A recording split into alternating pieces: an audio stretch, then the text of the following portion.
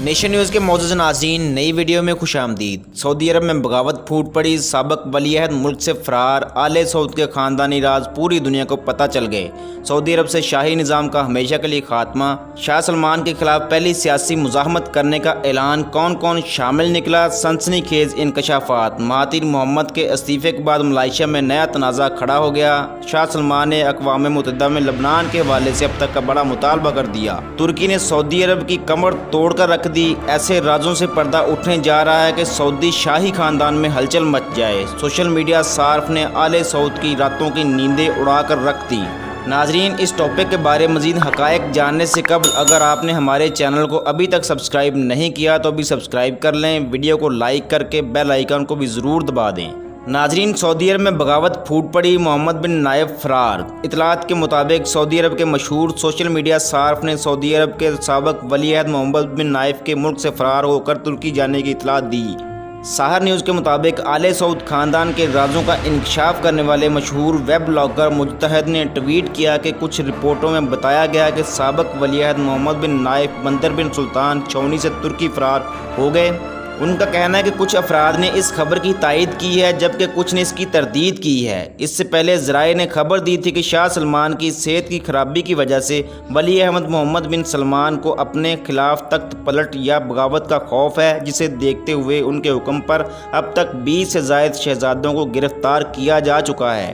گرفتار ہونے والے شہزادوں میں سب سے اہم نام شہزادہ احمد، ان کے بیٹے شہزادہ نائف بن حمد بن عبدالعزیز، سابق ولی عہد محمد بن نائف اور ان کے سوتیلے بھائی نواف کے نام ہیں۔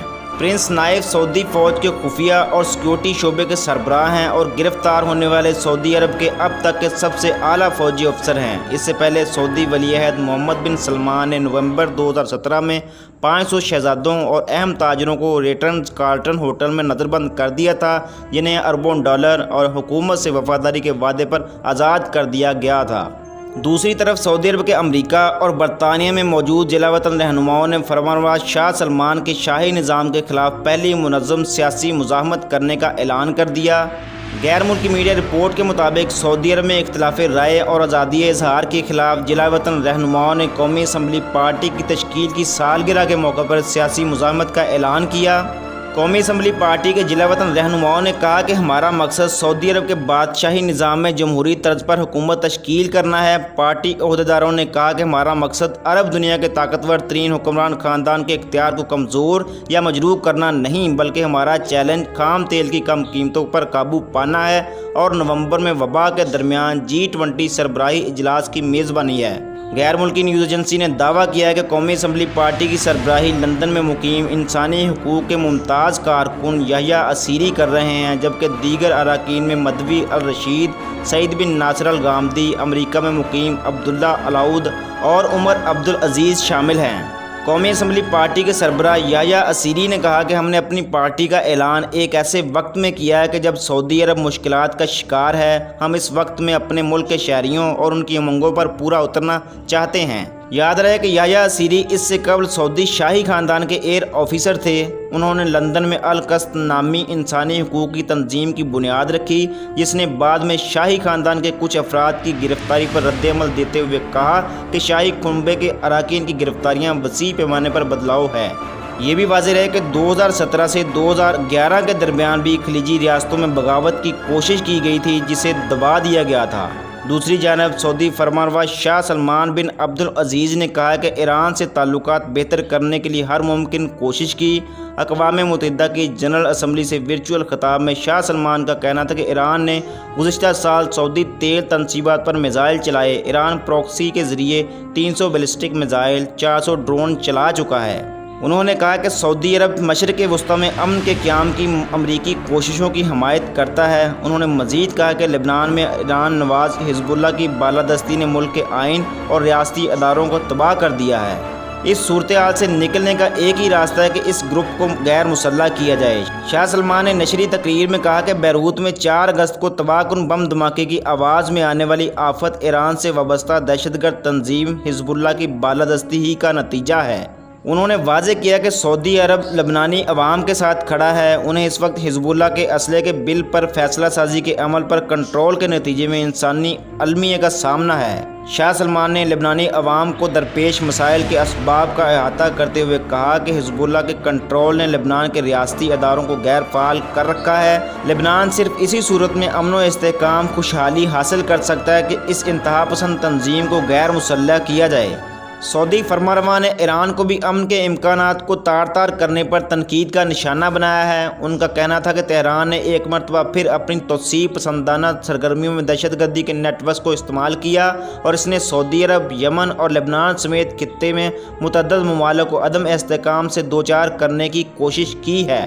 شاہ سلمان نے واضح کیا کہ سعودی عرب اپنی قومی سلامتی کے تحفظ میں کسی قسم کی ہچکچاہٹ کا مظاہرہ نہیں کرے گا اور وہ یمن میں اپنے برادر عوام کو ایران کی چیرہ دستیوں سے مکمل خود مختاری اور آزادی دلانے تک تنہا نہیں چھوڑے گا۔ ناظرین، ایک اور خبر کے مطابق امریکہ کی ایک اعلیٰ عہدیدار نے دعویٰ کیا کہ ایک اور عرب ملک آج یا کل اسرائیل کے ساتھ امن معاہدے پر دستخط کرنے والا ہے۔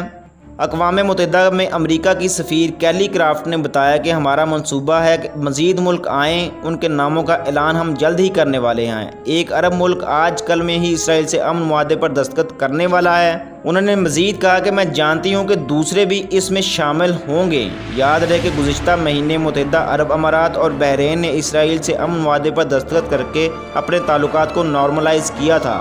مراکش، سلطنت آف عمان اور سوڈان کے بارے میں تواتر سے خبریں آ رہی ہیں کہ وہ تل ابیب سے سفارتی تعلقات قائم کرنے کے لیے پر تول رہے ہیں۔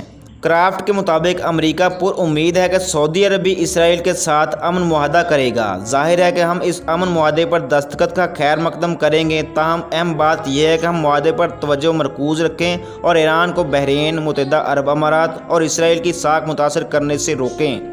امریکی سفارتکار کا کہنا تھا کہ ہم سب کو ساتھ لے کر چلنا چاہتے ہیں۔ اس سے ایرانی شہریوں کو معلوم ہوگا کہ لوگ مشرق وسطیٰ میں امن چاہتے ہیں اور وہ خود اس امن کا حصہ ہیں۔ کیلی کرافٹ نے خطے میں ایران کے تباہ کن اور بدنام کرنے والے رویے کی شدید الفاظ میں مذمت بھی کی۔ دوسری جانب ملائیشیا کے اپوزیشن لیڈر انور ابراہیم نے دعویٰ کیا کہ حکومت تشکیل دینے کے لیے انہیں اراکین پارلیمنٹ کی مطلوبہ تعداد کی حمایت حاصل ہو گئی ہے، جبکہ وزیر اعظم محی الدین نے تنقید کرتے ہوئے اس کو اندھے اقدامات قرار دیا۔ خبر ایجنسی AFP کے مطابق کوالالمپور میں پریس کانفرنس کرتے ہوئے ابراہیم نے کہا کہ حکومت تشکیل دینے اور محی الدین کو باہر کرنے کے لیے اب مطلوبہ اراکین پارلیمنٹ کی حمایت حاصل ہو گئی ہے۔ واضح رہے کہ ملائیشیا میں 2018 میں سابق وزیر اعظم مہاتیر محمد اور انور ابراہیم کی اتحادی حکومت بننے کے بعد سیاسی طور پر کشیدگی ہے اور رواں برس یہ اتحاد ٹوٹ گیا تھا اور مہاتیر محمد نے استعفیٰ دے دیا تھا۔ محی الدین یاسین نے کرپشن کے الزامات کے باعث شکست کھانے والی سابق حکمران جماعت یونائیٹڈ مالے نیشنل آرگنائزیشن کے ساتھ اتحاد قائم کر کے حکومت بنائی تھی اور وزیر اعظم بن گئے تھے۔ ناظرین، انور ابراہیم نے پریس کانفرنس میں کہا کہ پارلیمنٹ میں ہمیں واضح اکثریت حاصل ہے اور محی الدین یاسین کی قیادت میں حکومت گر چکی ہے، تاہم انہوں نے حمایت کرنے والے اراکین اور جماعتوں کی تفصیلات نہیں بتائیں، جبکہ حکومت بنانے کے لیے پارلیمنٹ میں 222 اراکین کی اکثریت درکار ہوتی ہے۔ ملائیشیا کے بادشاہ کسی بھی امیدوار کی جانب سے پارلیمنٹ میں اپنی برتری ثابت کرنے پر ملک کا وزیر اعظم مقرر کرتے ہیں۔ انور ابراہیم نے کہا کہ بادشاہ کی علالت کے باعث طے شدہ ملاقات مؤخر کر دی گئی ہے۔ یاد رہے کہ ملائیشیا کے سابق وزیر داخلہ محی الدین یاسین نے رواں برس 1 مارچ کو مہاتیر محمد کے استعفے کے بعد ملک کے نئے وزیر اعظم کی حیثیت سے حلف اٹھایا تھا، جبکہ سابق وزیر اعظم نے اس اقدام کو غیر قانونی قرار دیا۔ مہاتیر محمد اور محی الدین نے 2016 میں نئی جماعت برساتو تشکیل دی تھی، جس نے مہاتیر کے استعفے کے بعد یونائیٹڈ مالے نیشنل آرگنائزیشن کے ساتھ اتحاد کر کے اقتدار سنبھالا۔ امید ہے ناظرین آپ کو ویڈیو پسند آئی ہوگی۔ مزید اپڈیٹس کے لیے نیشن نیوز کو سبسکرائب کر لیں۔ اپنی رائے کا اظہار کرنے کے لیے کمنٹ سیکشن کا استعمال ضرور کریں۔